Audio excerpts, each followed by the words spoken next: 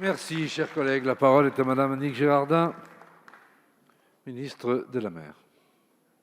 Monsieur le Président, Mesdames et Messieurs les députés, Monsieur le député Serge Letchimy, en l'absence du ministre des Outre-mer, Sébastien Lecornu, je vais répondre à votre question en 3 points.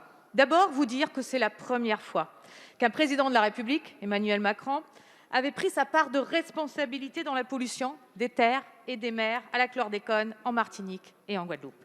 J'ai également devant vous, en tant que ministre des Outre-mer, en commission d'enquête, redit que la responsabilité de l'État était reconnue, certaine et engagée. Alors, deuxièmement, ce gouvernement, il a conduit en 2017, et vous le savez, la plus ambitieuse réforme des aides économiques des 10 dernières années en Outre-mer.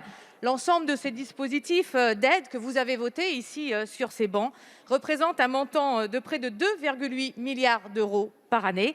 Les pêcheurs sont classés en secteur prioritaire, il le fallait, ce qui veut dire que depuis 2019, la grande majorité d'entre eux ne payent plus ou presque plus de charges.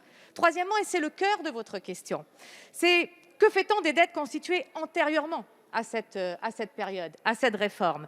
Saisi par le comité régional des pêches le 8 janvier dernier, le ministre des Outre-mer a répondu qu'il avait demandé donc au préfet et à la DRFIP de vous faire des propositions dans les 2 mois pour que effectivement ce cycle infernal s'arrête et que les pêcheurs de la Martinique et de la Guadeloupe puissent enfin profiter des crédits européens du FEAMP.